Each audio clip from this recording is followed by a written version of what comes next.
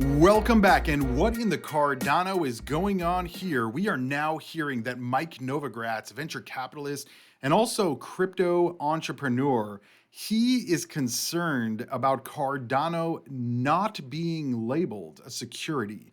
And in today's video, we're going to explore what exactly Mike Novogratz said, what this means for Cardano, and what this means for the crypto and the price of the asset as we move forward. Remember, these are just my opinions and strategies on the market. This is not financial advice. Do your own research. And also do me a favor, hit the subscribe button, turn on notifications, and give the video a free thumbs up.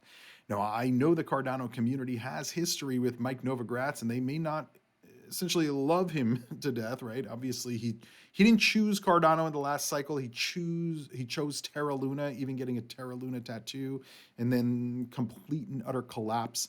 But that doesn't take away all of the successes that Mike Novogratz has and has had. Mike Novogratz Galaxy Digital reaches a $10 billion assets under management amid the surge of investor interest in crypto. And as I explain in all the ecosystems, and specifically the Cardano ecosystem, because for some reason the Cardano ecosystem believes, at least the loud ones, believe that they don't need venture capitalists and they don't need venture capital interest in the ecosystem, right? Forget about investing. People are just like, historically the Cardano community attacks any VC who says anything, somewhat not pro crypto, especially Mike Novogratz. I mean, he doesn't even really mention Cardano anymore because he knows it's just going to be immediate backlash, right? And that's not the kind of sentiment you want from venture capitalists, because if they're not even talking about your coin, believe me, they're not talking about it to their friends and buddies and other VCs.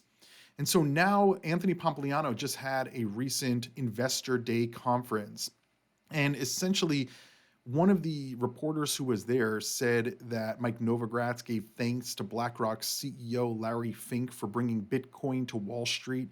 He said, "We should all give Larry a standing ovation. Someone will write the book one day, The Orange Pilling of Larry Fink," who's the CEO of BlackRock. And it's true, right? Like, the reason people are so bullish this cycle is because Wall Street is involved.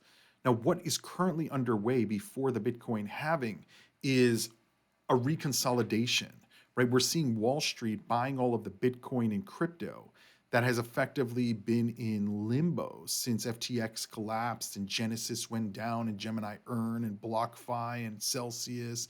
I mean, I could keep going on and on. Who's buying all those Bitcoins that they're liquidating to get their customers their money back? Who's buying all the Bitcoin that Grayscale is selling from the FTX estate and from the Digital Currency Group estate and the Genesis estate? I mean, we're literally seeing hundreds of millions of dollars per day being sold off by these institutions or former money managers. And so they're selling it off, and who's buying it? If BlackRock and Fidelity were not there buying this Bitcoin for their ETFs, the price of Bitcoin would be sub $10,000 at this point because of the hundreds of millions that are being sold. The only reason that we've been able to maintain the levels that we have is because of Wall Street. And so I agree with Mike Novogratz here. But then when he starts talking about Ethereum, this is where it gets a little dicey for the Cardano community. On the Security and Exchange Commission and Ethereum, Novogratz says, if you allow Ethereum to not be a security, it's a slippery slope, because then what does that mean for Cardano and others? It appears the SEC and Gary Gensler have drawn the line between proof of work and proof of stake. And he says that he doesn't think that changes until the SEC changes. So let me just rephrase this for you guys, because there is a lot of anticipation for the Ethereum ETF, which by the time when I'm recording this video, it's about 2 months before the final deadline for the Ethereum ETF.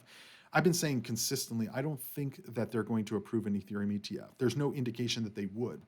And every indication that they believe now that proof of stake blockchains are securities. I think they understand they lost the fight with proof of work, because we don't see any real action being taken against Litecoin, against Ethereum Classic. Really, most of the proof of work chains have been kind of left alone. And more recently, we've been seeing the SEC really going after these proof of stake chains. And then what happened in 2022 at the end of the year Well, Ethereum went to proof of stake. And that's when the SEC was like, oh, yeah, well, that's probably a security now. It changed into a security. So effectively, what Mike Novogratz is saying is that if Ethereum is not considered a security, it's a slippery slope, because then Cardano and all of the other coins that are also proof of stake will then claim they are not securities either, which is very interesting because at a very high level, if you think about it, like let's say the SEC stays exactly the same and the administration stays exactly the same. I mean, there's a potential that we see only Bitcoin and the proof of work coins survive a lot of this. Maybe not in the long term, they'll probably do fine because, again, these are global assets. But I'm talking about specifically in the US and from a price appreciation perspective. But again, I don't know the SEC can win this, because who is on the SEC side, right? I mean, the whole industry is against it.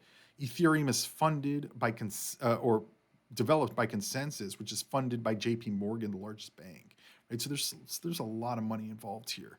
But that doesn't mean that they're just going to give it the okay. But it is interesting that Novogratz is concerned about Cardano not being a security.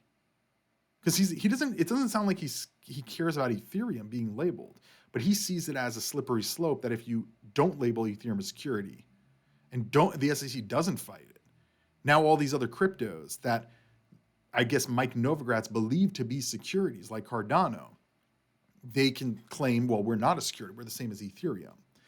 And so these venture capitalists, they don't necessarily want that because they're not in Cardano. They don't want money flowing to Cardano. They want kind of that concentration of wealth in the assets that they own, right? This is why Warren Buffett always talks about Apple. 50% of their portfolio at Berkshire Hathaway is Apple, right?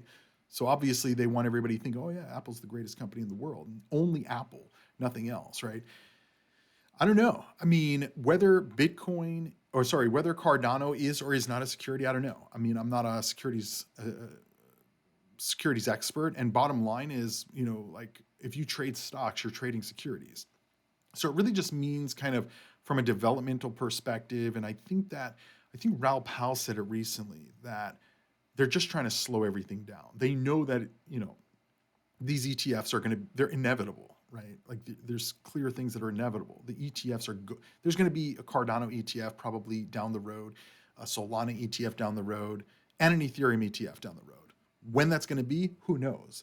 But it's going to happen. So what the SEC is doing is just trying to slow it down. And that's a very interesting spot to be in. Because not only are we seeing this, but the concern, I don't think the concern is just about all the cryptos being considered non-securities. I also think that they're realizing that Ethereum, especially with Solana, doing so well from a technological perspective, besides the shutdowns in terms of fees and transaction speed and all of that, I think that a lot of Ethereum maxis are starting to be a little bit worried about their investment, because even BlackRock says that they're only seeing a little bit of demand for Ethereum from their clients. And so everybody said, at least the Ethereum maximalists, I shouldn't say everybody, only the Ethereum maximalists, they're like, it's inevitable, Ethereum ETF, it's going to be approved, this and that.